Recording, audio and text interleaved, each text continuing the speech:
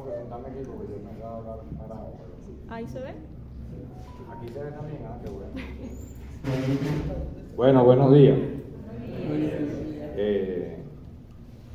Este conversatorio está organizado por la Cátedra Libre Escuela de Formación Popular Nuestra América de la Universidad del Zulia y también por el Centro de Estudio Histórico. Lo primero lo coordino yo, el segundo lo coordina el profesor Lombardi y también la participación del cronista de Maracaibo y profesor de luz también, Reiber Parra, ¿no? Aquí estamos nuestros datos, que de todas maneras Cecilia los tiene mejor preparados ahí.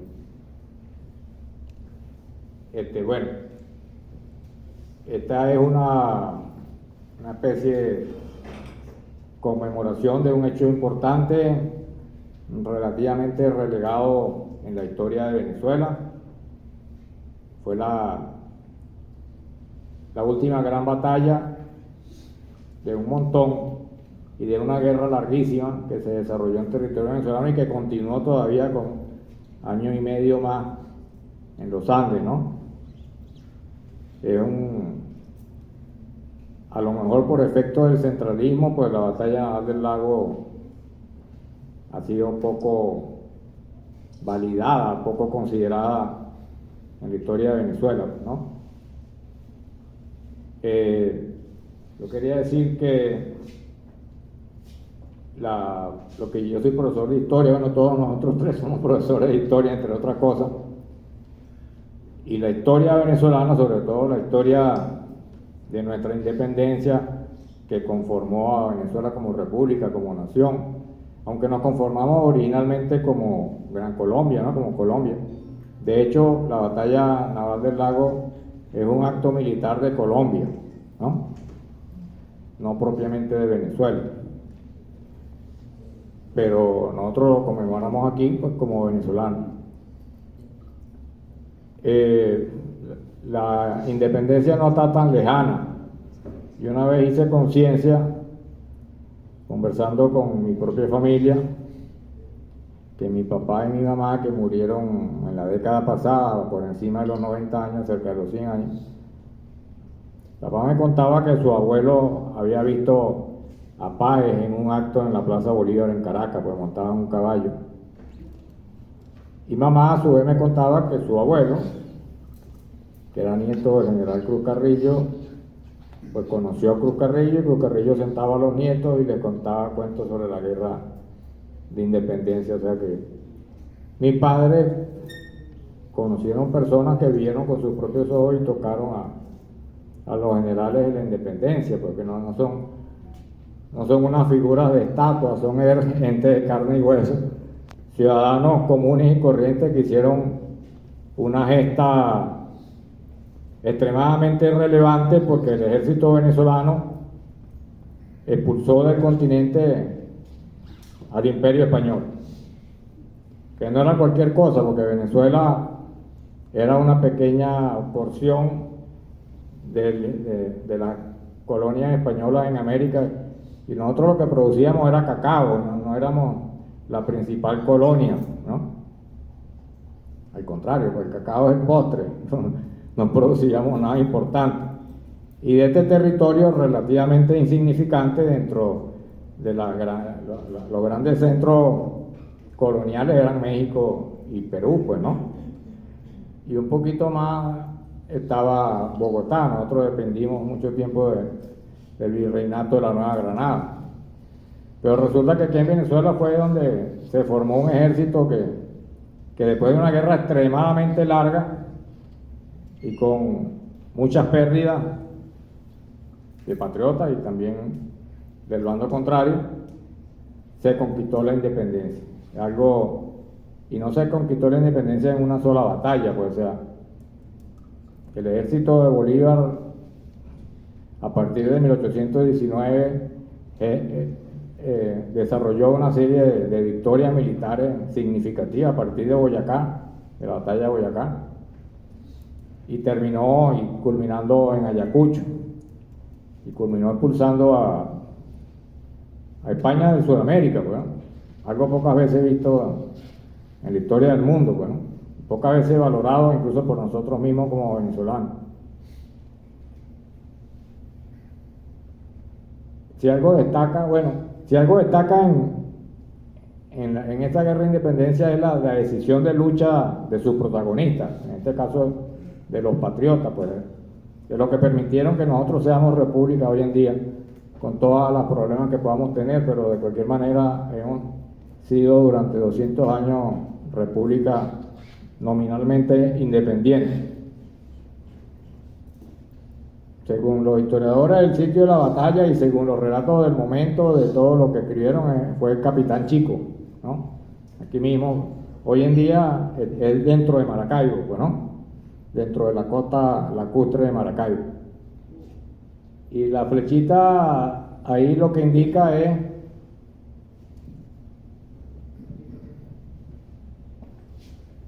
donde estaba la cuadra de Padilla, ¿no? En lo que hoy vendría siendo la petroquímica y en lo que en ese momento eran los puertos de Altagracia, ¿no?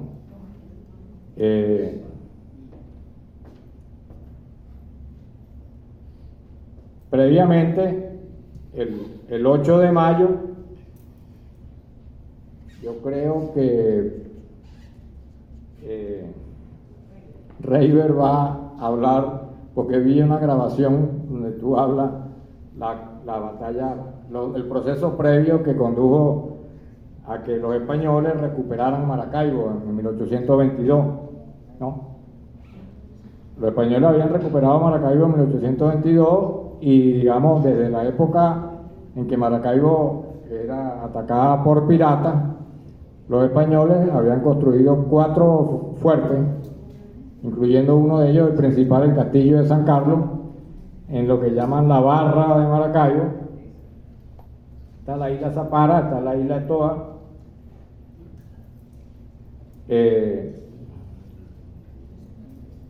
El Castillo de San Carlos se supone que está aquí. Aquí se supone que hay otro castillo, del lado de Zapara hay otro. Y Bernardo Jurado habla de 4 activos en ese momento, que antes era para impedir que entraran los piratas y en este momento pues los españoles era para impedir que entraran los patriotas, la cuadra patriota. Ahí yo digo en algún momento, bueno, ya va.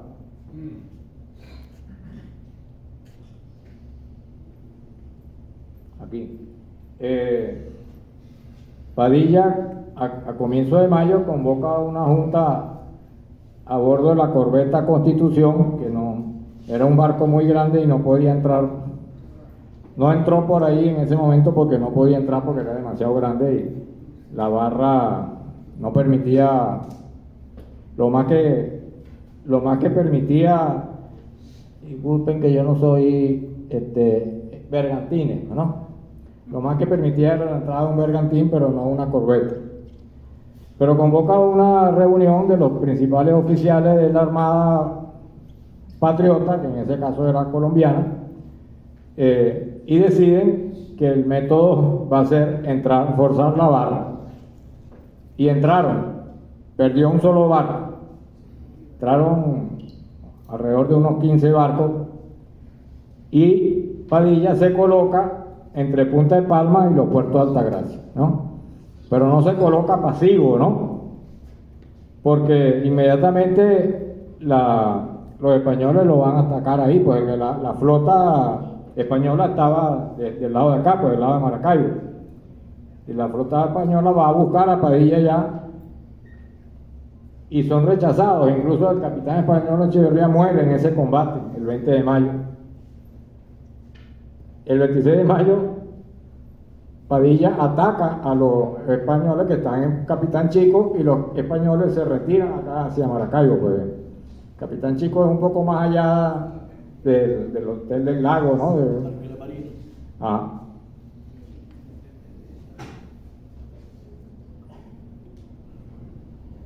El 30 de mayo llegan por tierra a los puertos de Altagracia las tropas de Manuel Manrique, pues, ¿no?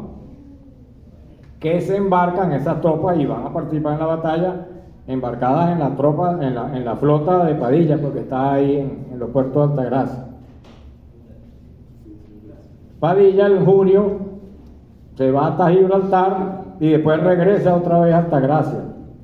Incluso hay unas naves que salen de Maracaibo realistas y él las ataca y captura 11 naves. Por otra parte, Mariano Montilla, que era el jefe militar en Cartagena, envía un ejército que venía hacia Maracaibo, y que esa va a ser la razón por la cual Morales capitula, porque se suponía que venían 3.000 tropas que estaban entrando por La Guajira, y Morales va a enfrentarlo y sale de Maracaibo. Morales tenía una fuerza importante, 1.800 soldados tenía Morales aquí en Maracaibo.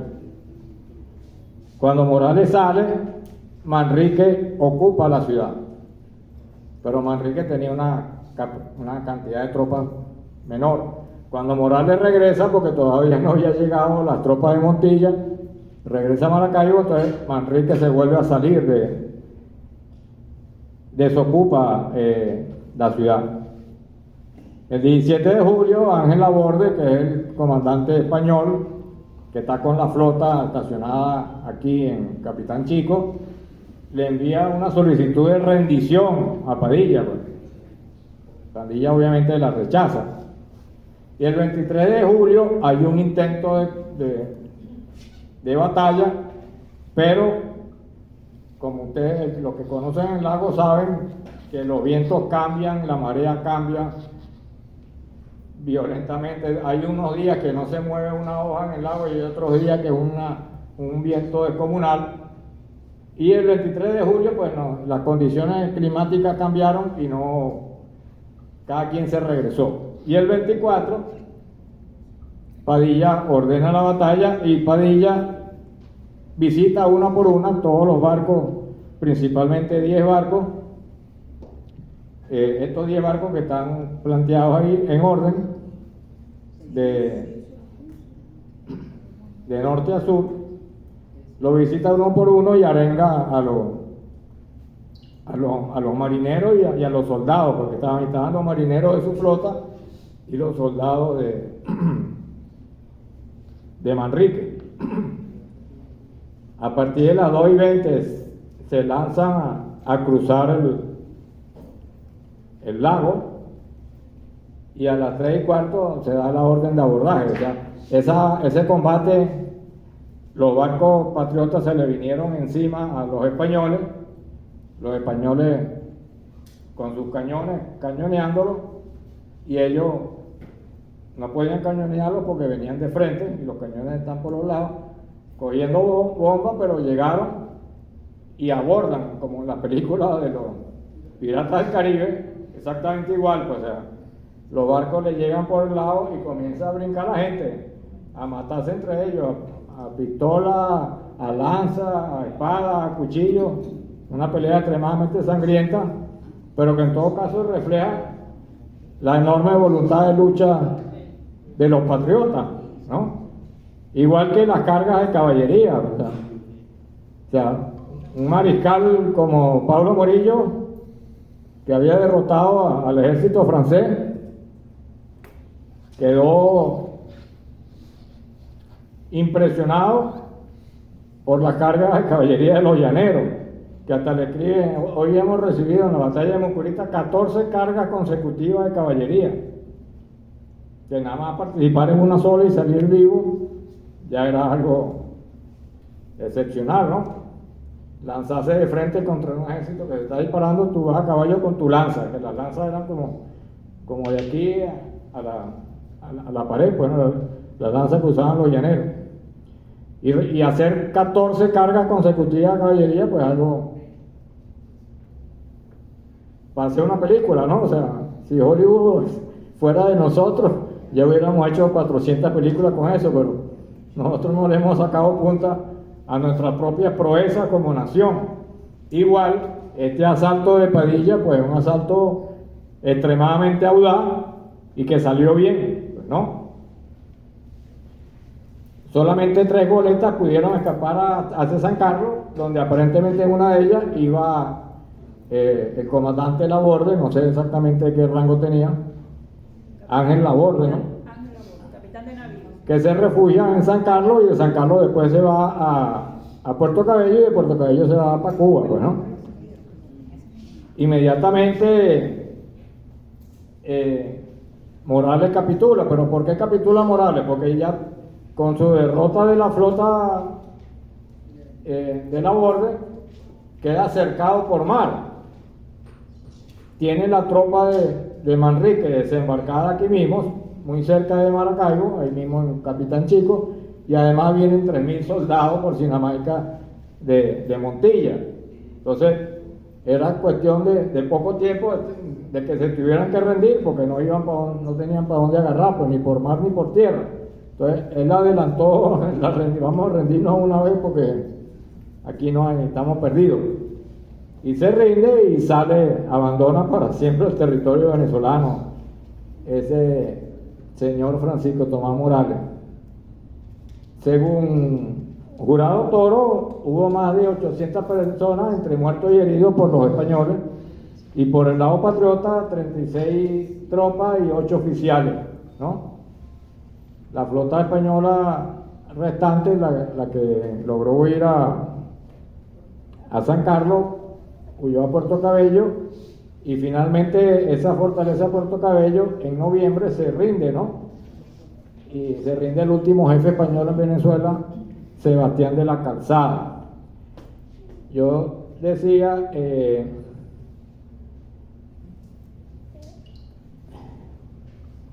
una breve descripción de los protagonistas. José Prudencio Padilla, bueno, ahorita no ubico, era de Riohacha, de Cartagena, de Riohacha. Había participado en la batalla de Trafalgar y estuvo 3 años preso, o sea, fue detenido en la batalla de Trafalgar. Los ingleses derrotaron a una fuerza conjunta española-francesa y ahí cayó detenido él, estuvo 3 años preso. Después, bueno, participa en una serie de batallas durante lo largo de la independencia, y para el momento de la batalla era el comandante del apostadero de Cartagena y del tercer departamento de Marina. Era general de brigada y después fue ascendido a general de división. En el caso de Manrique también se había mandado la guerra de independencia completa, pues, ¿no? Desde 1810 estuvo a las órdenes de Marqués de Toro, de Francisco Miranda, de Bolívar, estuvo en la defensa de Cartagena, en la expedición de los Cayos, a las órdenes de Páez, a las órdenes de Bolívar en Boyacá, participa en la campaña de Carabobo, en la propia batalla de Carabobo estuvo, y ascendió a general para el momento de la batalla naval del Lago. El año anterior había sido ascendido a general. Manuel Manrique fue, a finales del año 23, le dio una enfermedad y se murió, pues no hay, bueno, yo no he encontrado exactamente que digan de qué fue que murió. Lo que tengo fue que se murió de muerte natural, pues no se murió a causa de heridas ni nada por el estilo, sino lamentablemente se murió. Y estuve revisando la lista, Manuel Manrique no está en el Panteón Nacional.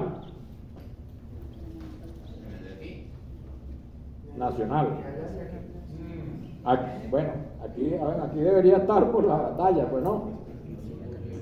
En catedral, supuestamente.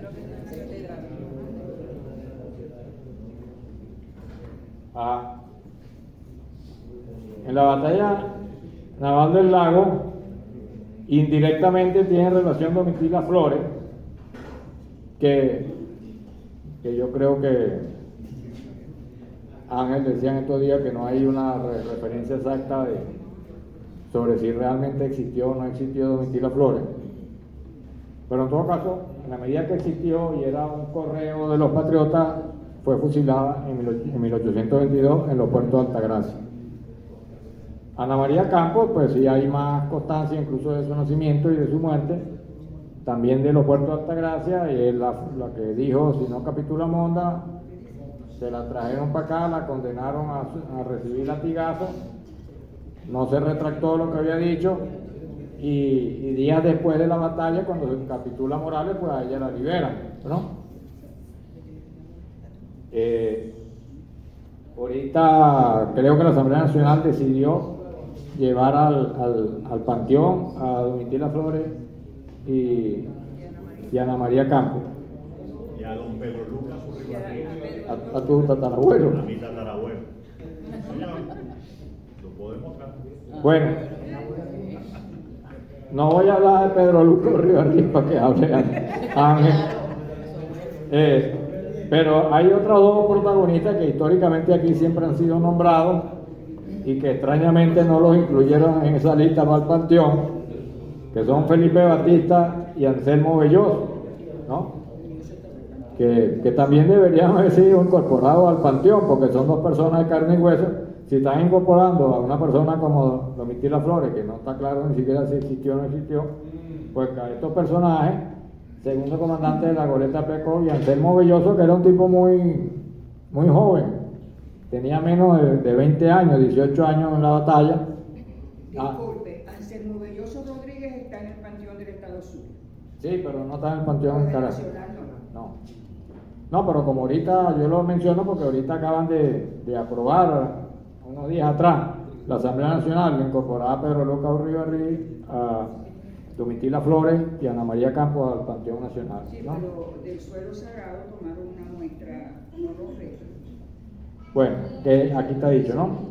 Y bueno, yo hago la propuesta que Felipe Batista y Anselmo Belloso también se han llevado al panteón y que también se ha llevado Manuel Manrique, que no es zuliano en todo caso, pero que es un héroe del Zulia, en todo caso, como jefe militar de las fuerzas terrestres en la batalla naval del Lago. Y finalmente, pues el caso de Padilla, el caso más polémico, porque Padilla fue fusilado en 1828 por participar en la cooperación contra Bolívar en Bogotá. El caso de Padilla, que Padilla, por situaciones de insubordinación que yo no conozco, no soy investigador a fondo de esto, estaba detenido en Cartagena. En el transcurso del año 28 lo trasladan a Bogotá y en el mismo momento en que se está efectuando el intento de asesinato contra Bolívar, asaltan la prisión donde está Padilla y lo liberan, ¿no? El asesinato contra Bolívar fracasó porque Bolívar brincó por un balcón y logró salvarse. Y Padilla, que aparentemente lo liberan los que están atentando contra Bolívar. Padilla era pardo, era mestizo, pues no era blanco criollo, digamos, pues no. Bueno, Padilla carga con todas las culpas, sin ni siquiera haber participado en la conspiración. En todo caso podía ser simpatizante y por eso lo liberaron, o más bien los que hicieron la conspiración, como el mismo Bolívar reconoce, que era Santander. A Santander también fue condenado a muerte y Bolívar lo perdona, ¿no? Probablemente lo que intentaron hacer era una maniobra muy interesante, donde Bolívar iba a resultar muerto producto de una conspiración de pardos, ¿no? Encabezados por Padilla. Para que no le salió bien la cosa, porque Bolívar no murió, afortunadamente, por lo menos en ese momento. Pero Padilla fue detenido, y esta es una carta que en el mismo año, 1828, Bolívar le manda a Pedro Briceño Méndez, donde dice: ya estoy arrepentido de la muerte de Piar, de Padilla y de los demás que han perecido por la misma causa. En adelante no habrá más justicia para castigar al más feroz asesino, porque la vida de Santander es el pendón de las impunidades más escandalosas. O sea, él mismo reconoce que hay una carta a Páez también, que no la conseguí, no tengo la obra completa de Bolívar, donde también él habla de arrepentirse del perdón a Santander. Y dice: lo que más me atormenta es el justo clamor con que se quejarán los de la clase de Piar y de Padilla. Dirán con sobrada justicia que yo no he sido débil sino en favor de ese infame blanco, que se está refiriendo a Santander, que no tenía los servicios de aquellos famosos servidores de la patria. O sea, en esa carta a Briceño Méndez, Bolívar está reconociendo que Piar y Padilla fueron fusilados por Pardo, ¿no?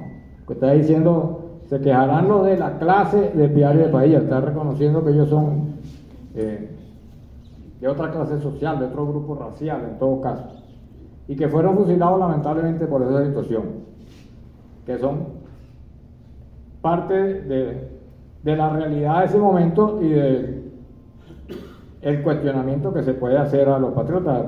En descargo de Bolívar, se puede decir que Bolívar hasta lo último solicitó la igualdad de los ciudadanos ante la ley y la abolición de la esclavitud, ¿no?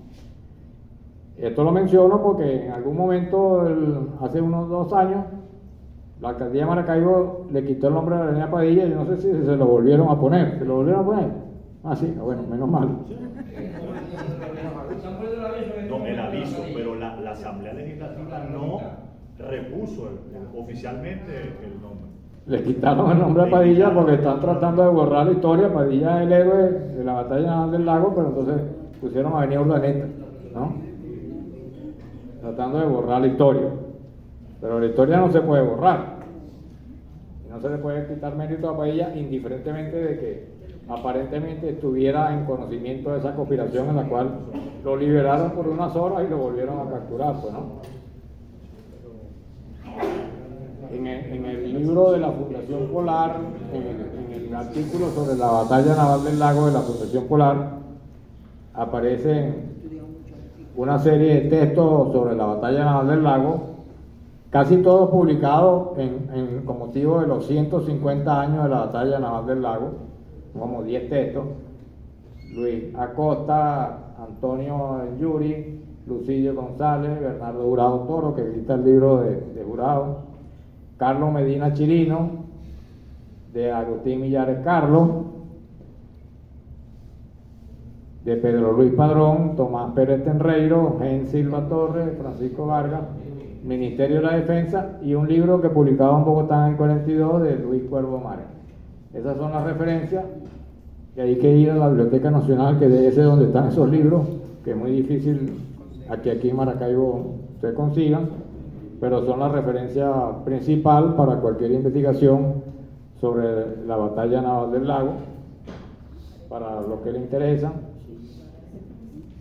Bueno, y el contraste de que lo decía Ángel en estos días, esa fue rescatada hace una semana, algo así, una tortuga, y también había un manatí lleno, que lo estaban buscando, pero no lo encontraron, o sea, había sido liberado, llena de petróleo.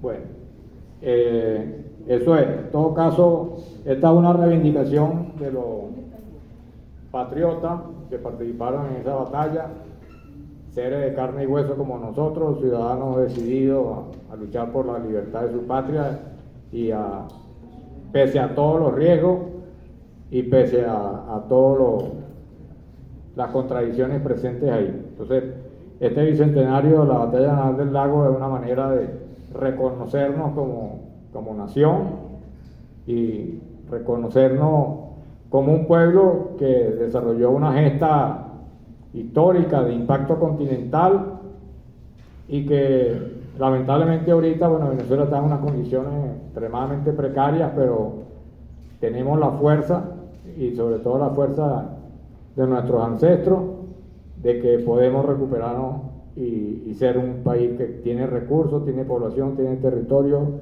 y podemos salir adelante. Gracias.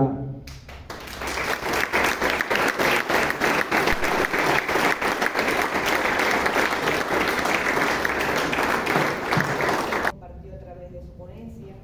Creo que, profesor, al final de las 3 ponencias abriremos el espacio para preguntas, respuestas y comentarios. Vamos a escuchar entonces ahora la ponencia del profesor Reiber Parra Contreras, quien es magíster en Historia de Venezuela, doctor en Ciencias Humanas, cronista de Maracaibo, profesor de Historia de Venezuela en la Facultad de Ciencias Jurídicas y Políticas de la Universidad del Zulia desde el año 2004 hasta la actualidad. Es profesor titular. Es director de investigación y posgrado de la Universidad Católica Cecilio Acosta desde el año 2007 al 2010. editor de la revista de la Universidad del Zulia y revista latinoamericana de difusión científica. Es individuo de número de la Academia de Historia del Estado Zulia, sillón 14, miembro fundador de la Fundación Difusión Científica, coordinador de la Cátedra Libre Historia de la Universidad del Zulia y autor de diversos libros y artículos científicos en historia de Venezuela y teoría de la historia. Va a compartir con nosotros en la mañana de hoy su ponencia Itinerario de la Batalla Naval del Lago de Maracaibo, consecuencias de los aciertos y errores de las fuerzas colombianas y realistas. Bienvenido, profesor. Gracias, profesora. Le agradezco también la presencia de todos ustedes en esta conferencia, en la que muy amablemente los profesores Roberto López y Ángel Lombardi tuvieron la deferencia de invitarme. Además, le agradezco al profesor Lombardi Buscán haber aceptado libremente quedar de último, porque el que queda de último termina repitiendo lo que los demás dijeron o hace un resumen. Pero con el profesor Lombardi Buscán no va a pasar eso, porque él siempre trae algún bombolón, como decía el padre Ocando. Entonces no va a suceder. Yo quisiera en estos minutos compartir algunos comentarios sobre el desarrollo de la batalla, sus antecedentes, pero sobre todo identificar los errores y también los aciertos que las partes beligerantes cometieron en esa etapa. Porque es bien sabido, como todo en la vida, cuando uno se equivoca, eso trae unas consecuencias. Y en la guerra, el adversario que está centrado en lo que hace, saca provecho de los errores que el otro comete. Y viceversa, si el otro procede con habilidad, pues le complica la existencia a su adversario. Yo pienso que la batalla naval del lago se origina en el mismo campo de Carabobo, porque en ese momento, 24 de junio de 1821, si bien las fuerzas realistas comandadas por el general Latorre pierden, son derrotadas, esas fuerzas nunca capitularon, nunca dijeron nos entregamos, nos rendimos, nos marchamos. Esas fuerzas dieron la retirada, es decir, esas fuerzas huyeron buscando reagruparse, buscando establecerse en un sitio donde poder reponerse, y ese sitio fue Puerto Cabello, que estaba más o menos cerca del campo de Carabobo y que tradicionalmente había sido un bastión de las fuerzas realistas. Cuando eso ocurre, el general Carlos Sublet, del ejército republicano patriota, él fue de la idea de que ese asunto había que resolverlo rápido. Para resolverlo rápido, simplemente había que seguirlos, había que perseguirlos, sitiar la ciudad y derrotarlos definitivamente. O sea, ir a otra guerra, a otro combate. Pero el general Páez creyó que era innecesario y simplemente había que lograr una capitulación decente para ellos y hacer el cierre de la guerra.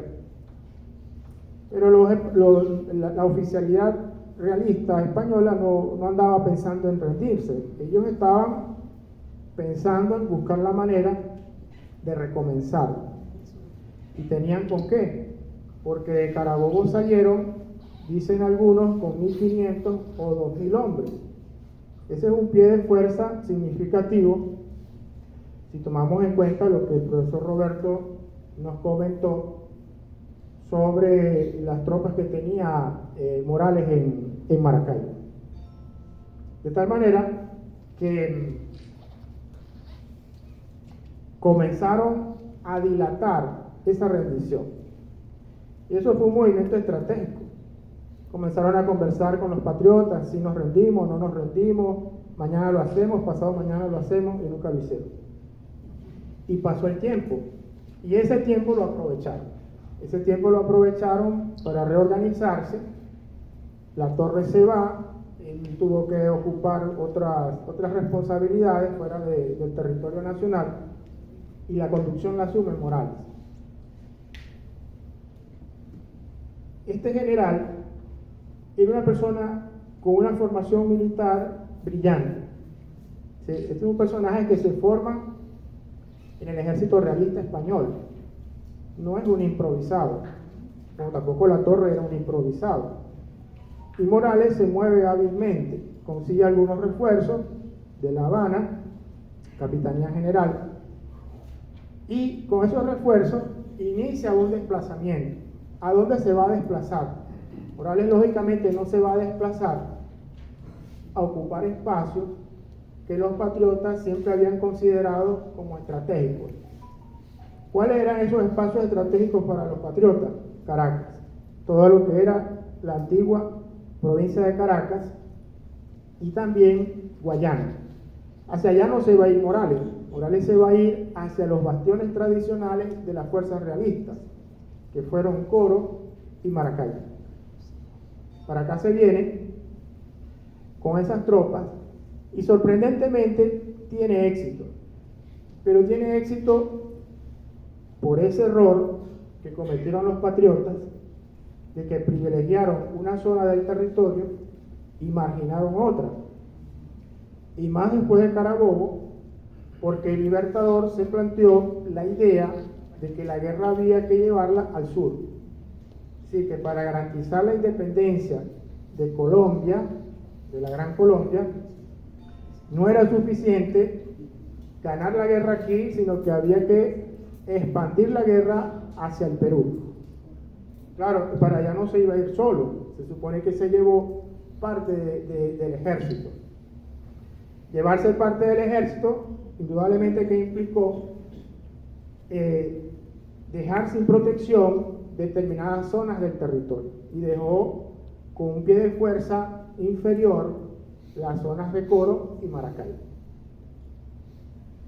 Morales evalúa ese escenario y se viene para acá, y se va a trincherar aquí para avivar el fuego de la contrarrevolución, diríamos hoy en día, ¿no? Para echar para atrás todo lo que habían avanzado los patriotas. El 7 de mayo del 2022, Morales estaba entrando aquí en Maracaibo. Un escenario muy traumático para una ciudad que en el curso de la guerra nunca se había topado con una situación de este tipo. Maracaibo, sabemos que en el desarrollo de la guerra de independencia prácticamente se hace a un lado, se cuadra con las tropas realistas, con el proyecto monárquico, y eso le permitió cierta estabilidad. Y volvemos a lo mismo. ¿Por qué cierta estabilidad? Porque no era un territorio que para los patriotas resultase prioritario. Lo prioritario era ocupar la provincia de Caracas, que era donde estaba la mayor parte de la población, que era donde estaba la mayor parte de la riqueza, y después entendieron que había que ocupar Guayana como algo prioritario, porque Guayana también era un sitio estratégico desde el punto de vista de la logística. Pero Maracaibo no fue asumido como una prioridad. Por eso, cuando distribuyen las fuerzas después de Carabobo, digamos, el pie de fuerza que había aquí era manejable para el ejército que había armado Morales. Morales desembarca en Cojoro, hace una avanzada hacia Sinamaica, los patriotas salen a enfrentarlo y no pueden con él. Los desbordan. Tiene mayor pie de fuerza y llega aquí a Maracaibo el 7 de septiembre. Y ahí viene otro error de las fuerzas patriotas, en el sentido de que se les viene encima el ejército realista. Y claro, hay espías y hay gente que va monitoreando cuántos son ellos, cuántos somos nosotros. A lo que se dan cuenta de que el hombre viene con una fuerza superior, lo que hacen es dar la retirada, se van de la ciudad. El problema no era dejar la ciudad, eso se podía hacer, pero ellos no podían dejar la ciudad y al mismo tiempo abandonar el fuerte de San Carlos. Es decir, controlar la fortificación de San Carlos era estratégico. Se supone que con el ejército que tenían aquí, ellos debían trasladarse a San Carlos y atrincherarse allí y no soltar la fortificación. Y no lo hicieron. Huyeron. De hecho, posteriormente, la oficialidad que estaba a cargo de estas operaciones los llevaron a juicio de guerra. Al final no encontraron culpa, pero en el momento se consideró una falta muy grave que, siendo una zona tan importante desde el punto de vista estratégico, no se hubiesen atrincherado allí. Y Morales pues entra con todo y controla la ciudad y controla el castillo de San Carlos, controla la fortificación de San Carlos y la entrada por el Tablazo. Y ahí se le complica la vida al ejército patriota, a las fuerzas patriotas, porque ¿cómo sitiar a Maracaibo si no hay la posibilidad de entrar por la barra sin ser atacado desde el castillo? Sí, controlar esa zona te daba el dominio de la parte marítima y de la parte lacustre. Y además ellos tenían también control sobre la parte sur en Gibraltar. Tenían entonces bajo control todos los puntos de ingreso a la ciudad. Esa situación había que resolverla para poder ganar la guerra acá. Por eso, en enero de 1823, en Cartagena de Indias, comienzan los preparativos, comienzan las conversaciones para definir una estrategia que permitiera recuperar Maracaibo, porque el daño ya estaba hecho. Y ellos entienden, Montilla, Padilla y los otros soldados de la oficial, los otros oficiales que participan en esa conferencia, ellos entienden que no se puede lograr ocupar Maracaibo sin lograr forzar la barra, es decir, entrar por la barra, meter los navíos, asegurar el control de la vía marítima y de la vía fluvial. Y eso entonces lo van a tratar de acometer bajo la conducción de Padilla, que tampoco era otro improvisado. Roberto nos ha dicho que Padilla participó en Trafalgar. Imagínense, una guerra, una batalla entre potencias marítimas de comienzo del siglo XIX. Una batalla que era 4, 5, 6 veces más numerosa en pie de fuerza que la de Maracaibo. Y Padilla tiene esa experiencia. Entonces era la persona más idónea dentro de la oficialidad para que acometiera esa misión. Pero era una misión temeraria, porque si los realistas tenían el control del castillo, se supone que ellos también tenían las municiones, la capacidad de fuego para destruir todo lo que se atravesara por la barra. Y ahí está entonces el error de los realistas. Tienen el control del castillo, pero no tienen con qué disparar. O sea, están sin nada. Están sin nada, porque si hubiesen tenido una carga de artillería, destrozan a Padilla. Ahí no hubiese quedado nada. Y eso no ocurrió. Padilla entra en la barra, se tardan más de una semana, porque es que el problema de la barra, como ya lo han reseñado, es el nivel de las aguas, y en el Tablazo se complica más. se tardaron más en pasar el tablazo que la parte del castillo de San Carlos.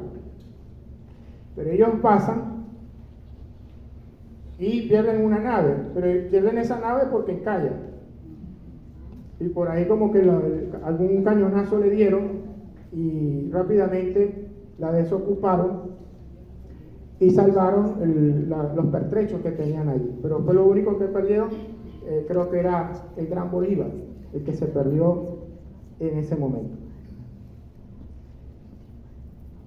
Cuando ellos definen en esa conferencia de enero de 1823 la estrategia para ocupar Maracaibo, asumen que esa estrategia tenía dos vertientes, la vertiente marítima lacustre y la vertiente terrestre.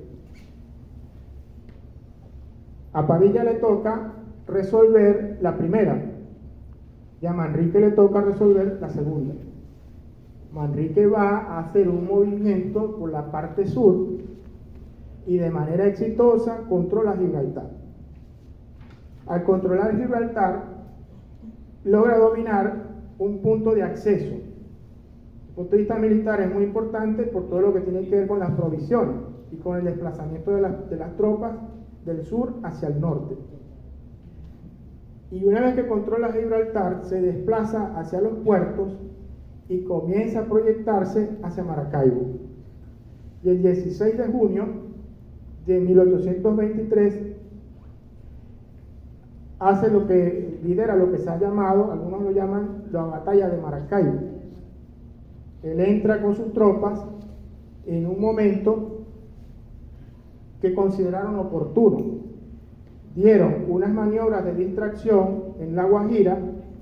Morales muerde el anzuelo, sale a enfrentar esas fuerzas que estaban allí, pero Morales también sale porque necesitaba asegurarse de que los refuerzos que traía de La Guajira pudiesen entrar libremente a Maracaibo. Cuando Manrique ve que Morales sale con una parte importante de las tropas que tenía en Maracaibo, entonces aprovecha y se mete. Entra, según relatan algunos historiadores, por lo que hoy es la Cañada Morillo, y llegaron aquí, la calle derecha, y aquí se libró el combate. En ese combate, él logra dominar la situación. Pierde algunos hombres, pero también le resta hombres a Morales. Y los vigías que tenía por La Guajira le alertaron que Morales ya venía. Y que venía con una tropa muy superior a la que él tenía en Maracaibo. Bueno, el dominio patriota dura 2-3 días. Manrique desaloja la ciudad, se lleva pertrechos y se lleva el arma ideológica de los realistas, que era la imprenta del Posta Español. Eso también cuenta, la parte comunicacional. Con esto ya estaba preparado el terreno para librar la batalla. Estamos hablando del 16 de junio, poco más de un mes después, se libra la batalla naval del lago. Hay algunas escaramuzas, hay algunos encuentros, algún cruce de fuego, pero no pasó de eso. La batalla al final se va a consumar el 24 de julio del 23. Yo quiero destacar la composición de las fuerzas patriotas. Ciertamente, esa tropa que había acá, en su mayoría venían de Cartagena y de Riohacha. Pero hay un dato curioso, y es que el profesor Daniel Hernández Luengo acaba de publicar un libro sobre héroes de la batalla naval y otros combates del Zulia, y Daniel Hernández nos da un dato interesante, porque en la batalla de Maracaibo y en la batalla naval del lago, uno se encuentra con una oficialidad híbrida. Hay gente allí de todo el mundo. Hay gente allí, oficiales reconocidos por Colombia, pero que vienen de diferentes latitudes, y no es gente improvisada, es gente formada en el combate. Si uno revisa lo que encuentra Daniel Hernández, descubre que ahí hay gente hasta de Rusia, ahí hay gente de Irlanda, de Inglaterra, de España, de Francia, ahí hay gente de República Dominicana, hay gente de Haití, hay gente de Polonia, es un polaco, ¿entiendes? Es decir, es una oficialidad donde no solamente están oficiales de Nueva Granada, hay oficialidad de todas partes, o de muchas partes del mundo, con formación militar. Y uno dice, bueno, ¿y qué hace esa gente aquí? Uno pudiera pensar que había una gran expectativa con la naciente nación, con Colombia, las oportunidades que esta nación le podía ofrecer a estos personajes por los servicios que prestaban. De hecho, algunos de ellos anteriormente tenían patente de corso, reconocidos por el Libertador. Había un ideal de libertad, sí, los ideales cuentan, claro que sí, pero habían otras cosas, ¿no? Seguramente algún beneficio que se podía lograr de participar en una guerra de este tipo y de prestar estos servicios que ellos prestaron. Pero en esta oficialidad también quiero resaltar la presencia de muchos maracaiberos. Es decir, hay una oficialidad donde este profesor Hernández identifica a un grueso de ellos, ¿no? De gente de aquí de Maracaibo: Juan Anselmo Belloso, José Trinidad Arria, Felipe Parra, Pablo Ávila, Antonio Bozo, Cecilio Bravo, José Luis Pérez, José Francisco Butrón, Francisco García, Manuel Yepes, Juan Evangelista González. Juan Evangelista González fue uno de los promotores de la Revolución de 1812 en Maracaibo y de lo que se llamó la Escuela de Cristo, al igual que los hermanos Uribarri, que también participaron de ese movimiento y estuvieron presentes en la batalla naval del lago de Maracaibo. Luis Celis, Manuel Bravo, Tomás Vega, Juan Ignacio Balbuena. Si hay una lista significativa de maracaiberos que formaron parte de la oficialidad, porque de la tropa raza no sabemos mucho, no sabemos quiénes eran, pero sí ha quedado testimonio de la oficialidad que participa en la batalla naval del lago de Maracaibo.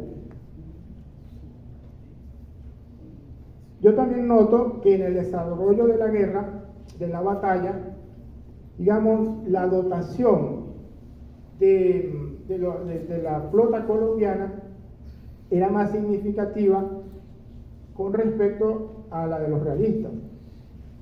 Hay un testimonio que el profesor Ángel Lombardi rescata en uno de sus trabajos, donde él dice que Laborde se queja de que la gente que tenía para combatir no tenía formación, de que Morales no le había garantizado los pertrechos. Entonces, claro, si tú no tienes buenos pertrechos, si tú no tienes una tropa bien formada, lo más probable es que el adversario te complique la vida, ¿no? Y eso es lo que va a ocurrir. Las fuerzas colombianas tenían poco más de 85 cañones y los realistas apenas tenían 67. Nosotros vamos a un combate y nos comenzamos a dar bombazos y uno tiene más que el otro, caramba, va a ser difícil, así tengas más soldados, poder resistir eso. Cuando se da la capitulación, los patriotas aprenden la lección de Carabobo. Morales dice: me rindo, pero entonces sí, te vas a rendir, ríndete ya, ¿no? No es que vamos a estar aquí perdiendo el tiempo, ni no. La capitulación se dio aquí mismo, después de unas conversaciones. Es interesante el hecho de que se les permitió salir, no quedaron como prisioneros de guerra. Los realistas se pudieron ir, los que quisieron quedarse se quedaron, y hubo algunas garantías que facilitaron esa salida, esa transición. Se resuelve ese problema Y se ha consumado entonces la batalla, digamos, definitiva o final, o lo que se ha dicho hasta ahora, la batalla que sella la independencia de Venezuela. Solo quedaba pendiente el Puerto Cabello y realmente ellos no tenían ninguna opción para poder reponerse de lo que había ocurrido en Carabobo y de lo que había ocurrido aquí en Maracay. Bien, rememorar esto, valorar lo que ocurrió en el pasado es muy positivo, es muy significativo, porque es una manera de orientar el rumbo que tenemos que asumir en el presente. De hecho, esa es la razón de ser o el sentido de la historia. La historia no es un ejercicio para recrearnos en el pasado, sino que es un ejercicio que nos permite afinar la mirada en el presente. Y hoy, como nos ha comentado Roberto, tenemos un reto muy grande con el escenario donde se dio la batalla, que es el lago de Maracay. Y nosotros somos muy dados a decir cosas y a expresar sentimientos, pero somos muy lentos a la hora de actuar. Y esta crisis que presenta el lago lleva 100 años. Y en 100 años, si nosotros evaluamos lo que se ha hecho por resolver el problema, tendríamos que concluir que se ha hecho muy poco. Y ahora, en estos tiempos, que son tiempos de escasez y de muchas limitaciones, pues el reto es mayor. Si no hicimos nada o hicimos muy poco cuando teníamos los recursos, ahora que no tenemos recursos, las cosas son mucho más complicadas. Pero eso no lo entiende el ecosistema. El ecosistema se está muriendo, se está deteriorando. Y eso es un proceso que para nosotros quizás no lo captamos, pero está ocurriendo, ¿no? Directamente no lo captamos, pero está ocurriendo y el lago va dando algunas señales que nos indica que su situación se va complicando. Entonces, ojalá que este bicentenario nos permita valorar lo que tenemos, la importancia estratégica del lago. Hay países que no tienen agua. Uruguay está en crisis porque no tiene agua. El estado de California, en Estados Unidos, está en crisis porque no tienen agua. Y eso va a ser una crisis mundial. Aquí tenemos mucha agua, pero no la sabemos aprovechar y menos la sabemos cuidar. Entonces, culmino pues haciendo lo que todos venimos haciendo, llamando a la reflexión, pero yo quisiera que pasáramos de las buenas intenciones a la acción. Gracias. Será la licenciada Romina Suárez del equipo de investigación de la Cátedra Nuestra América que está grabando la conferencia. Y al final el compañero, ¿cómo que no? Gustavo Bravo, profesor. Gustavo Bravo también quiere hacer una presentación musical, pero cuando termine Ángel. Una pequeña mezcla aquí musical que no puede faltar. Así es, excelente. Bueno, gracias, profesor Reyber Parra, por compartir esta información tan valiosa. Y vamos a escuchar ahora al profesor Ángel Rafael Lombardi con la ponencia Batalla del Valle del Lago, 1823, Gloria y Perdón para la Maracaibo realista. El profesor Ángel Lombardi es director del Centro de Estudios Históricos de la Universidad de Zulia, Premio Nacional de Historia, doctor en Historia por la Universidad Complutense de Madrid y autor de numerosas publicaciones. Bienvenido, profesor. Tienes la palabra. Bueno, muy buenos días a todos. Creo que me escuchan todos, ¿no? Bueno, agradecer al Teatro Baral, a su director Jesús Lombardi, por permitirnos tener este conversatorio en un espacio tan privilegiado como esta sala baja, con la estrella de Francisco Jun, uno de nuestros artistas zulianos fundamentales. Gracias a todos ustedes por acompañarnos. Yo creo que este tipo de iniciativas son fundamentales para una ciudad como Maracaibo, que todos sabemos pues las dificultades que está atravesando en este momento, reflejo de la situación del país, pero este tipo de actividades nos permiten pues creer que podemos superar todo esto. Agradecer también la presencia de mi esposa, Corina del Valle, de amigos entrañables como Alan Cepeda, Leobaldo, profesores como la profesora Ilana Parra, amigos, tantos estudiantes, y bueno, tener la oportunidad de conversar sobre la Batalla del Lago, no en plan de establecer verdades patrióticas, aceptadas y que debemos celebrar como si fuéramos una especie de autómatas, ¿no? Sino tratar de comprender el fenómeno histórico, el hecho histórico en sí. Aquí no se trata de generar controversia de forma gratuita, porque toda opinión es una responsabilidad, pero yo sí creo que es importante pensar este tema, repensar este tema desde una perspectiva diferente a la acostumbrada. Y cuando digo la acostumbrada es que, por ejemplo, la Batalla Naval del Lago, ¿quién la está celebrando en realidad? La Armada Nacional, los militares. Los zulianos no estamos celebrando la Batalla Naval del Lago. Es una celebración oficial que refleja a su vez la historia oficial. Y todos sabemos que la historia oficial es la historia del poder, que termina siendo la historia escolar y que la mayoría de los ciudadanos asumimos de manera crítica. Y nosotros, como académicos, que por cierto agradezco esta iniciativa que me la propuso Roberto, inmediatamente digo, vamos a hacer esto. Roberto y Reiber, pues son dos profesionales, dos académicos, dos universitarios muy competentes, y me complace pues que esta mañana me estén acompañando y podamos conversar sobre estos temas. Entonces, nosotros como académicos lo que queremos simplemente es generar debates y que puedan reivindicar el pensamiento crítico. Entonces, muchas cosas se van a poner aquí en perspectiva. La primera de todas, la independencia. La independencia es un tema que es la edad de oro de la historia de Venezuela. Y es un tema secuestrado desde el punto de vista político y desde el punto de vista ideológico. La independencia nuestra es un monopolio que ejerce la historia de Venezuela contada desde el centro del país, desde Caracas, y siguiendo la cola del caballo de Simón Bolívar. Donde vaya Simón Bolívar va la historia de Venezuela, y donde va la historia de Venezuela va Caracas. Y el resto de las regiones, el resto de los países, el resto de las provincias, lo que se llamó la Venezuela Federal, quedó relegada hasta el presente.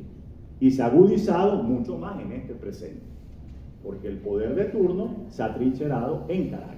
Entonces nosotros actuamos como una periferia marginal, maltratada, donde allá no se les va la luz, aquí sí nos va la luz. Donde allá hay más o menos servicio, aquí no hay servicio.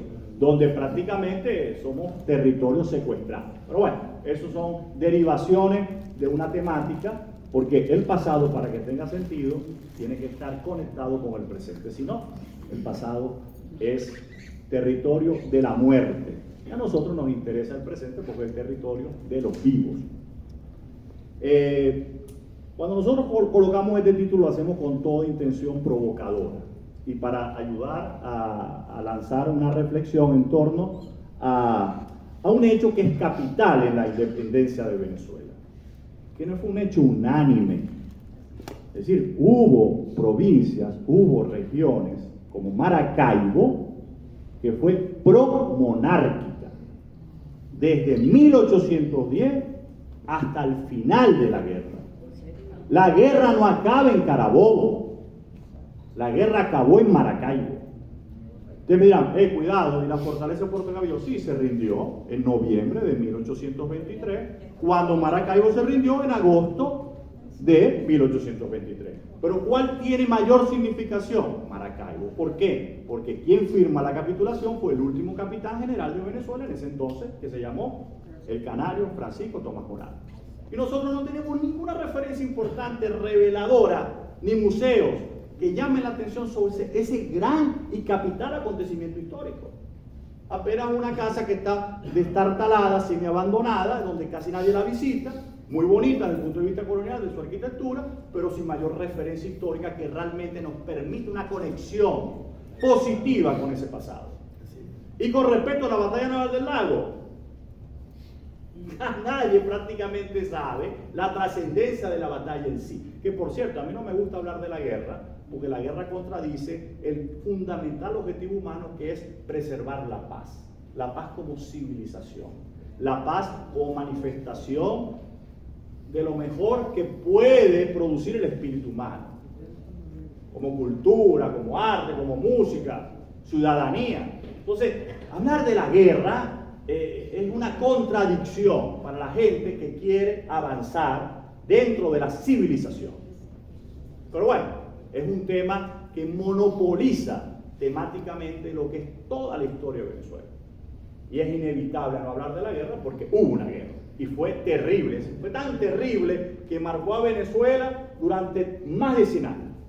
Porque dicen que la guerra de independencia se acaba en la batalla de Ciudad Bolívar, con Juan Vicente Gómez, acabando con todos los caudillos que tenían enguerrillado a Venezuela durante más de 100 años. Y aparece el petróleo, aparece la democracia, ya historia más reciente. Entonces, Maracaibo fue realista, igual que fue Coro realista, igual que fue Guayana realista. La guerra de independencia tiene mucho significado. La gente cree que fue el chip, tenemos que quitárnoslo porque nos han dicho hasta la saciedad que fue una guerra entre España y Venezuela. No, eso no fue así. Hay que buscar los matices. En primer lugar, fue una guerra interprovincial. En segundo lugar, fue una guerra civil. En tercer lugar, fue una guerra étnica y social. Y en cuarto lugar, fue una guerra internacional. Imagínense ustedes. Eso nos lleva a aguas profundas. Y entender cada momento de esa guerra de independencia con sus momentos diferentes. Por ejemplo, muy poca gente dice que la reacción contra la Primera República de Miranda y de los mantuanos caraqueños del año 1812 provino de Coro. Monteverde desembarca, pero el ejército de Monteverde son básicamente coreanos.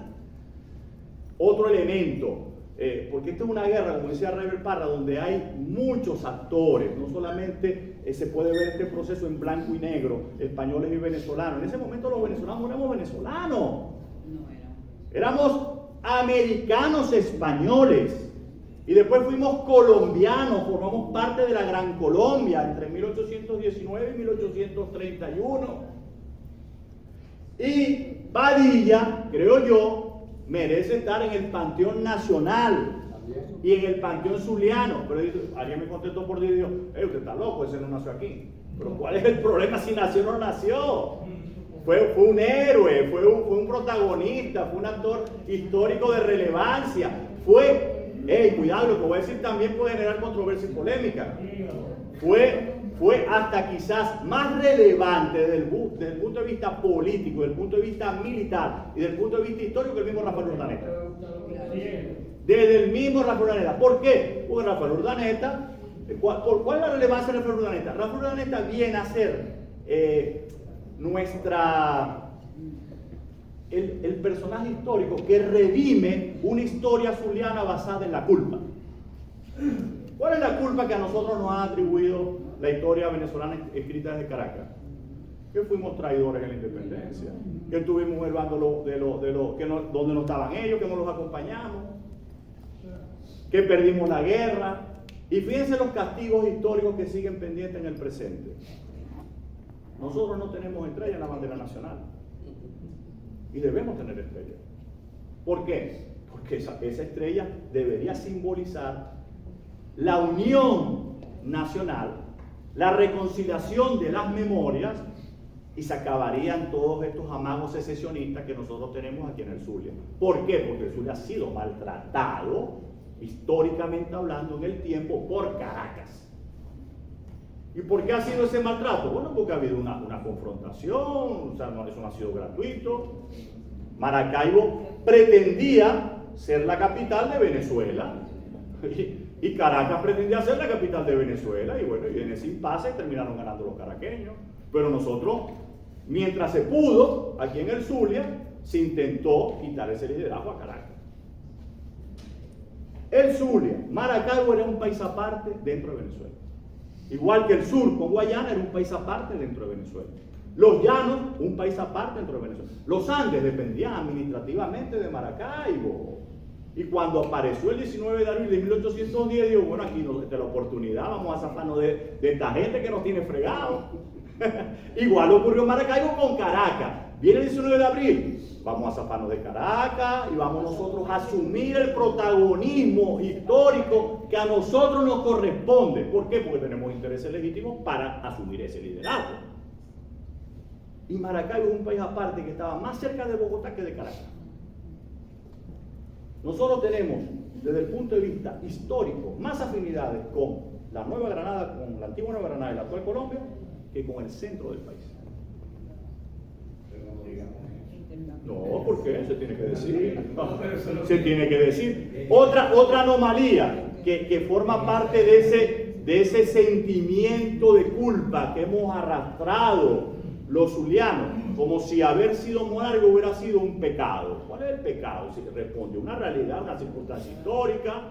Miren, si los de Caracas hubieran proclamado en 1810 partidarios de la monarquía y de la regencia, Maracaibo se hubiera proclamado partidario de la independencia. No era un problema político-ideológico, era un problema de asumir un protagonismo, un liderazgo.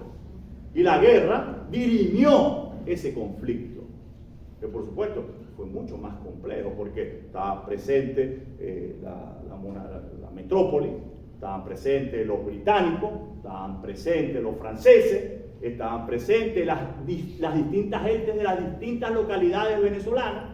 Entonces, es un fenómeno mucho más complejo y más dinámico. El escudo nuestro, que también lo quieren eliminar, el escudo de Maracaibo. ¿Qué dice el escudo de Maracaibo? Muy noble y leal, ciudad de Maracaibo.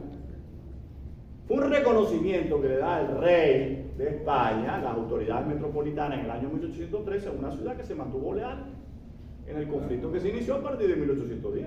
Las Cortes de Cádiz. En la corte. ¿Y qué querían hacer aquí las autoridades recientes? Eliminarlo, todo lo que no quedaron y se salvó. No sabemos qué va a pasar. Oye, aquí está, bueno, hay gente, que ese es el problema, hay gente, eso hay que eliminarlo, ¿por qué hay que eliminarlo? Porque nosotros no podemos, o sea, no nos cabe en la cabeza, son tantos años de adoctrinamiento, de educación, que no nos cabe en la cabeza aceptar esa realidad histórica. Es una realidad histórica, lo cual no significa que yo diga, yo en este momento yo soy monárquico, es una locura, yo no soy monárquico. Yo formo parte de una realidad, de un proceso histórico, dinámico, cambiante, dialéctico y que asumo. Pero yo no voy a ocultar, yo no voy a manipular, yo no voy a deformar hechos históricos del pasado porque existieron y están ahí y terminan diseñando mi presente. Entonces, ¿cuál es el miedo a decir la verdad? ¿Cuál es el miedo a asumir de dónde nosotros venimos? Asumir, como dice la Biblia, la verdad nos hará libres, tiene su costo, pero yo creo que vale la pena. Yo creo que vale la pena. Entonces, Carabobo finiquita la independencia. ¿Por qué la finiquita? Porque Bolívar se va de Venezuela. Y la independencia es Bolívar. Y la historia de Venezuela es Bolívar. Y el Zulia es una provincia enemiga, derrotada, que no merece protagonismo, que no merece una distinción.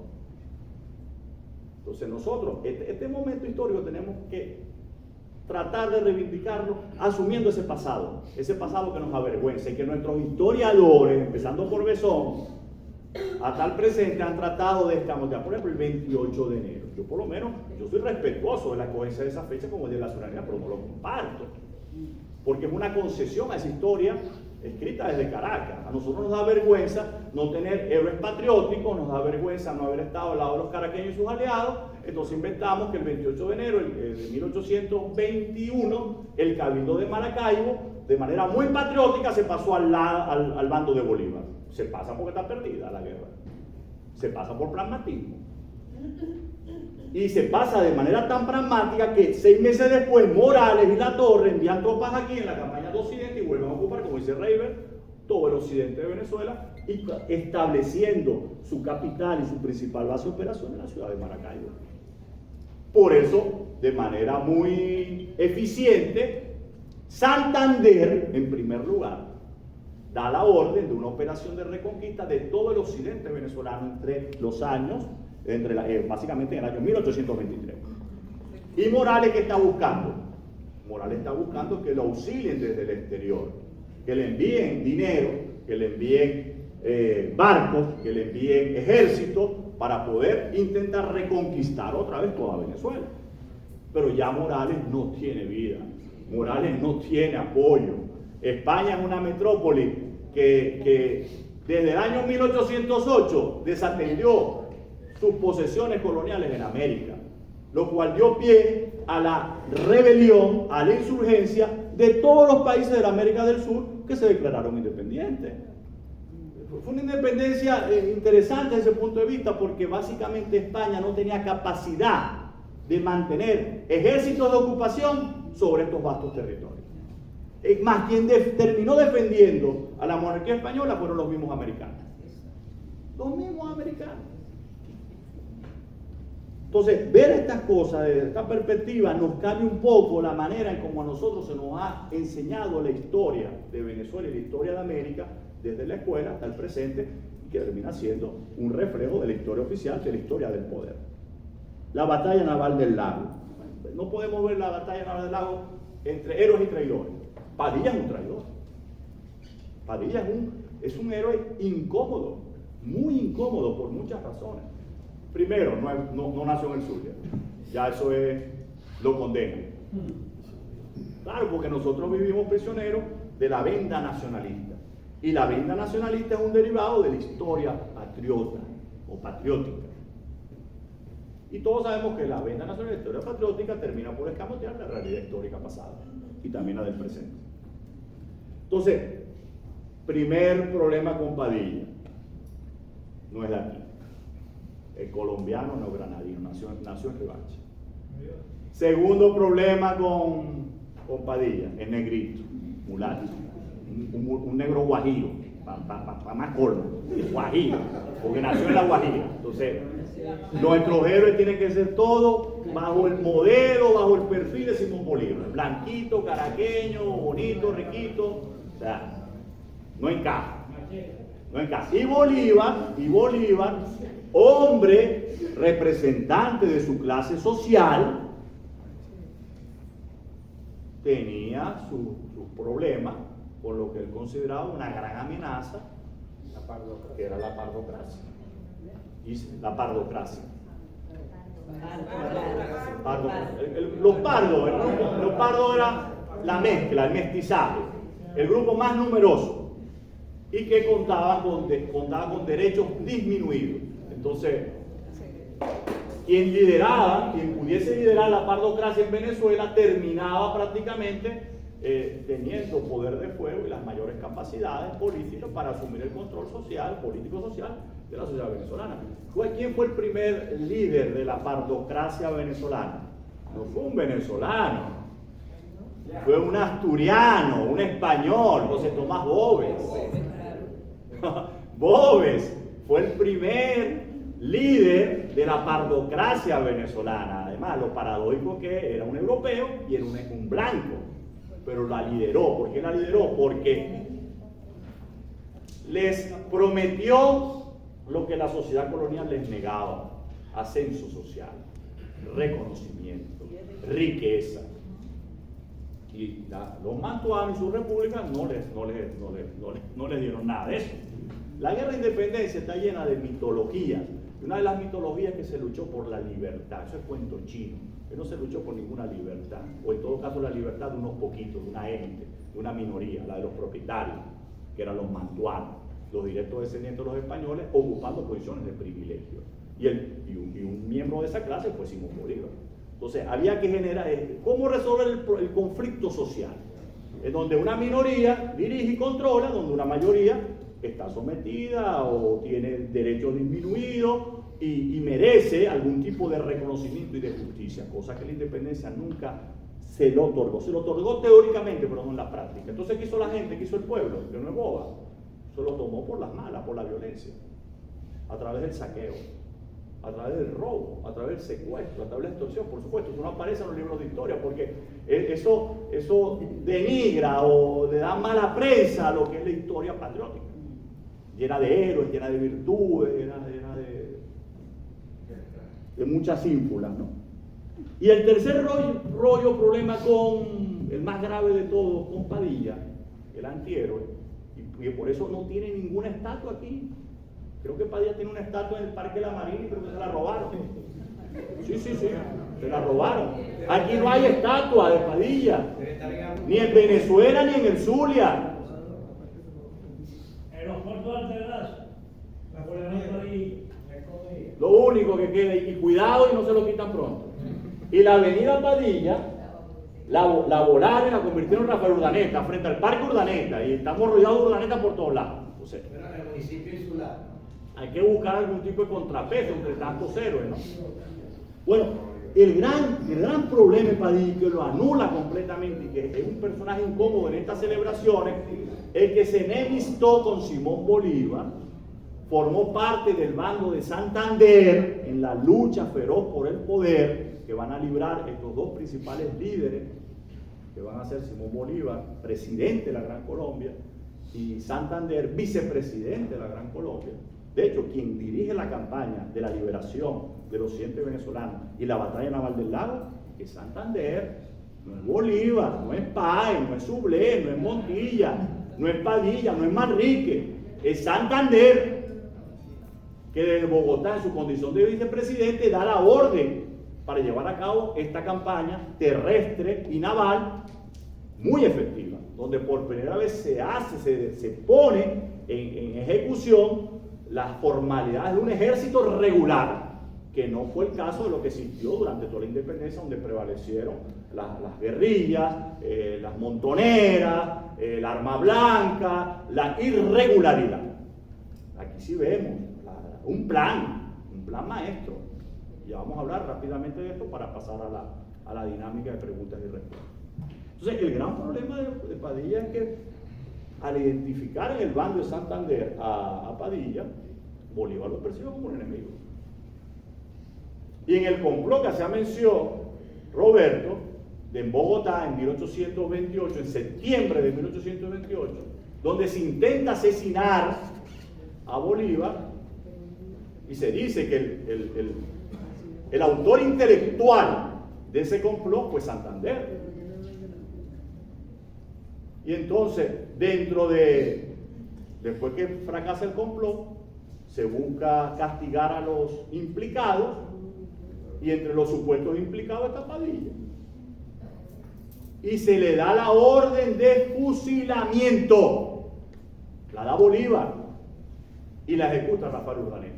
Entonces imagínense ustedes, Padilla, Bolívar, Urdaneta, no encaja la pieza dentro de la historia patria nacionalista. Hay algo que molesta. Por eso Padilla es un héroe maldito, un antihéroe, y que tenemos que asumir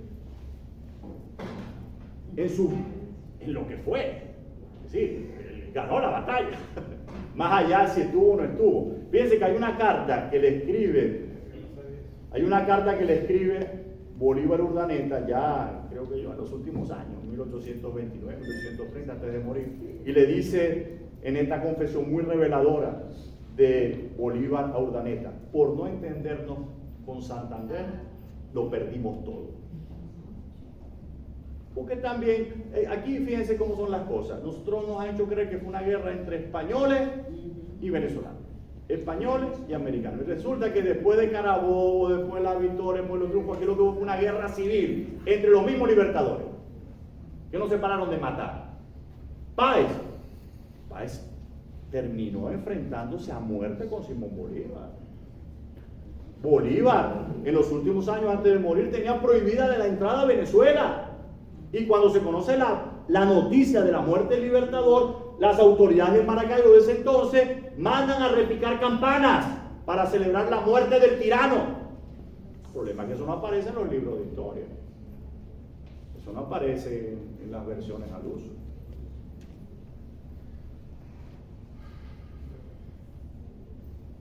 La campaña de Maracaibo, 1821-1823, es tan importante como la campaña de Carabobo. El problema es que es una campaña poco estudiada, poco conocida, que no ha merecido la atención debida por parte de la historia de Venezuela. Y esta es la oportunidad la celebración de los 200 años para conocerlo, para sensibilizarnos sobre su importancia. Para mí la batalla naval del Lago es más importante que Carabobo, por algo sencillo, no por una cuestión de magnitud. No, porque aquí culminó. Si en Carabobo, como dice Reiber, hubiera habido una rendición y ya se finiquita la guerra, pero es que la guerra no fue finiquitada después de Carabobo. Las tropas realistas se refugian en Puerto Cabello y siguen resistiendo desde Puerto Cabello, con la esperanza de recibir ayuda desde el exterior. Y la torre se lanza inesperadamente, sorpresivamente, una ofensiva hacia el occidente venezolano, que después va a recrudecer, va a profundizar Morales, que lo sustituye en el mando porque la torre se va a asumir otras responsabilidades en Puerto Rico. Entonces, Morales, que no es un militar de carrera, es un guerrillero, pero un guerrillero audaz, le gusta la ofensiva, se lanza a buscar apoyo en la que fueron las dos regiones realistas que se mantuvieron realistas durante toda la guerra de independencia, Coro y Maracaibo. ¿Dónde está el Cabildo Patriótico Venezolano Republicano de 1821? No está por ningún lado. Se le escoge esta zona. Y es tan audaz la ofensiva, la maniobra militar de Morales, que ocupa los Andes venezolanos y trata de incursionar incluso hacia Cúcuta y hacia Pamplona. Por eso Santander, con buen criterio, dice: esto no podemos cruzar los brazos, tenemos que reaccionar de una vez, y lo hicieron. Ahora, para entender la batalla naval del Lago, primero, lo más importante de todo, la parte naval, porque nosotros la independencia fue una guerra terrestre, aquí no había escuadras, o sea, el ejército republicano fue un ejército muy pobre en recursos, pobre en armamento, pobre en hombres, y no teníamos barcos, lo que había son corsarios, y la mayoría de esos corsarios eran extranjeros. Por eso explica por qué los barcos que participaron en la escuadra de Padilla en la batalla del Lago, la mayoría de sus capitanes, yo me atrevo a decir un 80%, eran extranjeros todos, franceses, estadounidenses, italianos, polacos. El más diestro de todo, incluso dicen que más diestro que el mismo Padilla, era uno que se llamaba Renato Bellucci, francés, o sea, que tenía unas capacidades, una experiencia en el manejo de la guerra en el mar como no tenía ninguno de los que participaron en ese evento. Porque ese otro, aquí lo que hubo fue una masacre, eso poco se dice. Aquí cuando uno se batalla del Lago, uno coloca la escuadra realista como la gran cosota. La escuadra realista no existía. La Borde no tenía escuadra. La Borde no tenía escuadra, no tenía marina de guerra, que era El Salvador, que Morales estaba esperando que lo salvara de una rendición segura. Todo arrancó el 1 de mayo de 1823. Fíjense, mayo, junio, julio, 3 meses. La batalla es el 24 de julio de 1823. Bueno, el 1 de mayo ocurre la batalla naval de Puerto Cabello. La Borde, el principal jefe realista en el mar, que tenía mucha experiencia, trae una fragata, que era la fragata Confianza, después se llamó Confianza, no, Constitución, y después la corbeta Ceres, dos embarcaciones con mucho poder de fuego, y de manera inesperada logra ponerle fin al bloqueo naval que tenía la flota republicana sobre Puerto Cabello. Lo increíble es que quien está al frente de esa flota naval republicana son norteamericanos. Danes, el capitán Danes. Bueno, la Borde gana ahí y apresa dos embarcaciones importantes de las fuerzas republicanas. Bueno, eso ocurrió en Puerto Cabello. La Borde viene a salvar a Puerto Cabello, viene a acabar con el bloqueo de los republicanos y viene a traer una especie de aires de esperanza, viene a salvar los restos que quedan del ejército realista en la costa firme y en la zona norte de Puerto Cabello, y después, cuando ve el movimiento de Morales hacia el occidente, tiene que también auxiliar a Morales. Ese es su cometido. Pero estamos hablando del 1 de mayo. El 8 de mayo, una semana después, Padilla, con su flota, fuerza la barra. Padilla no tiene nada que ver con Puerto Cabello. Padilla viene de Cartagena de India, del apostadero Cartagena de India. Viene con Manrique, general venezolano, nacido en Cojedes, con tropa o infantería en los barcos, en la expedición, y viene a forzar la barra. Para invadir el Zulia, dice este libro, Documento realista sobre la batalla naval del lago de Villares Carlos, una recopilación documental muy importante. Dice Villares Carlos, tomando los testimonios de los testigos y actores de la época, lo cual es muy importante, porque es una fuente histórica directa, había 6 vías de invasión.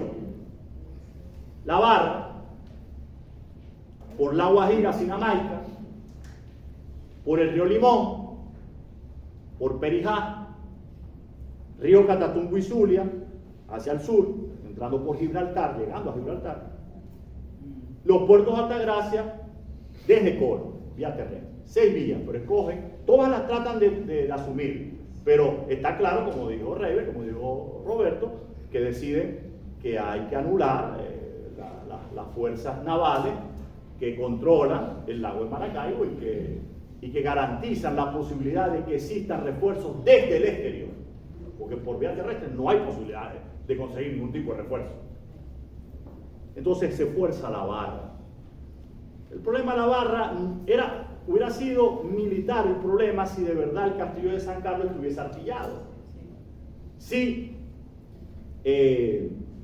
Morales hubiera tomado las previsiones del caso de bloquear la barra con sus pocos barcos que estaban en el lago, de colocar cañones, artillar la zona, pero nada de eso se hizo. Entonces Padilla entró como Pedro por su casa. 6 días estuvo pasando por el estrecho. 6 días. ¿Y cuál fue el problema que tuvo? Que sus barcos no encallaran en los bajos fondos de ese paso.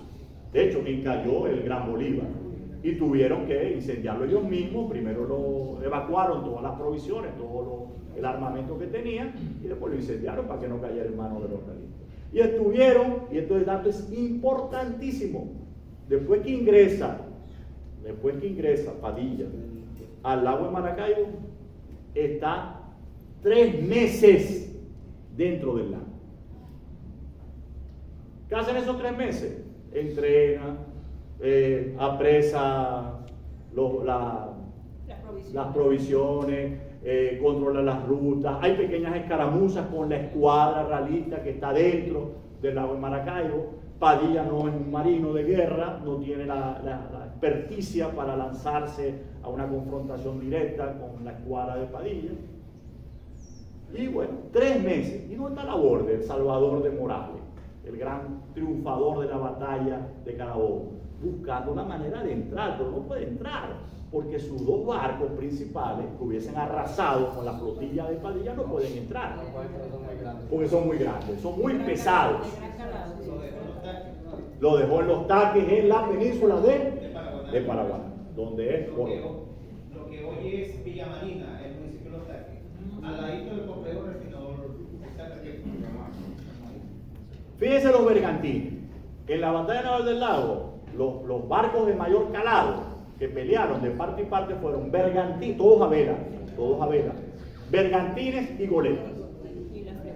Y después están las fuerzas útiles, flecheras, piragua, balandras, es decir, lo que eran las embarcaciones idóneas para navegar el lago de Maracaibo, aguas lacustres.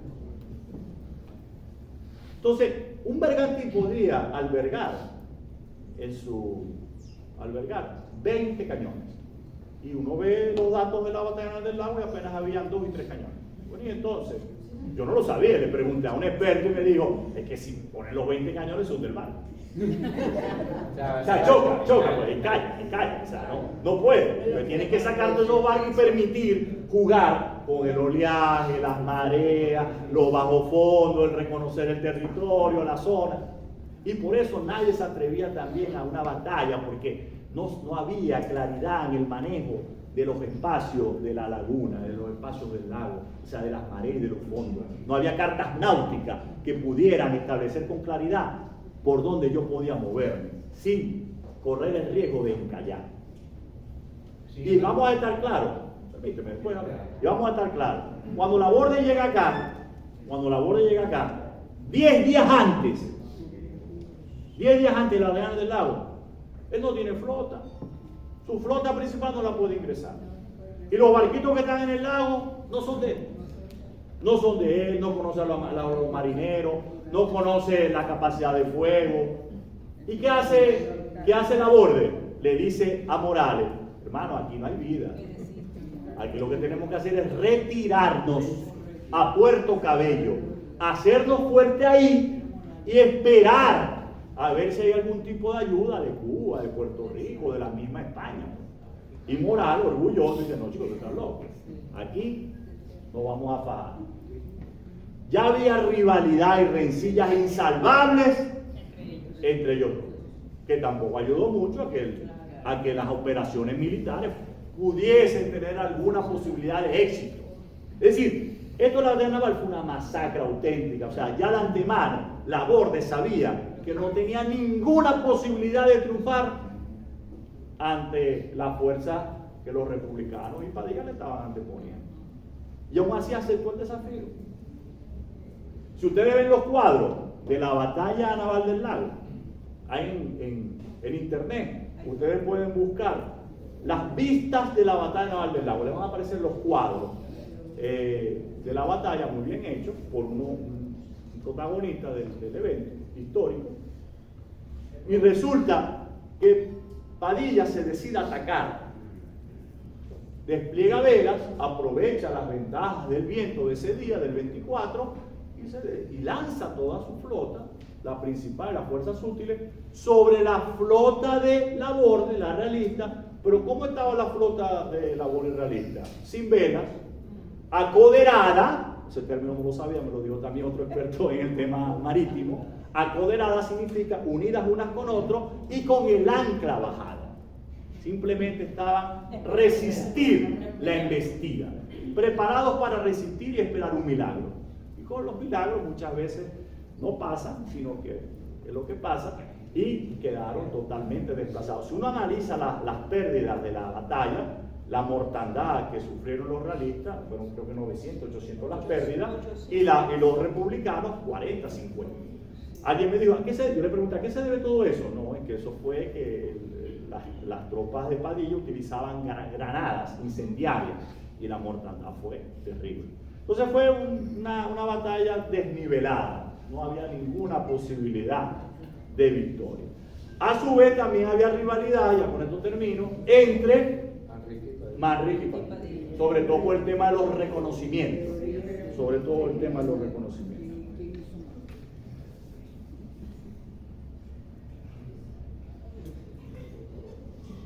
Entonces, yo sí creo que este es un tema que las celebraciones hay que aprovecharlas para tratar de profundizar en el tema, para tratar de contextualizar dónde se ubica la batalla naval del lago y de también repensar todo este proceso.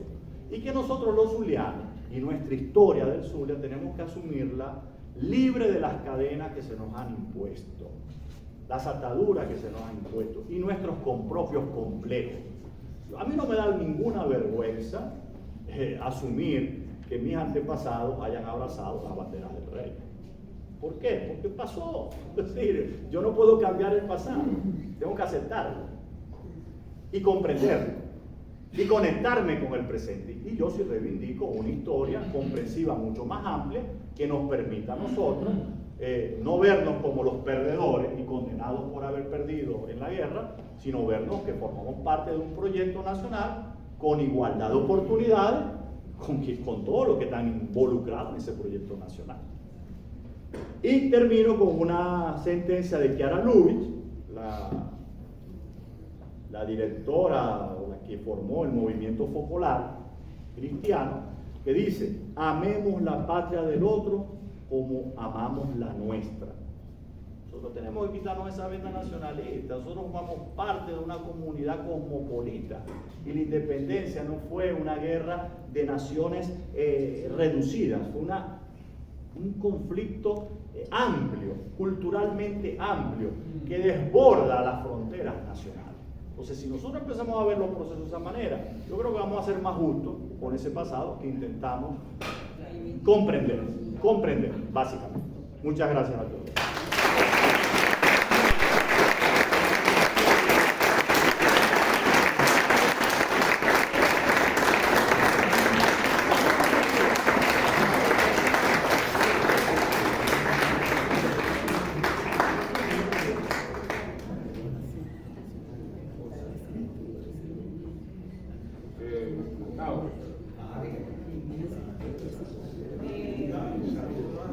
Perdón, sí, vamos a abrir el espacio. Vamos a abrir el espacio para las intervenciones.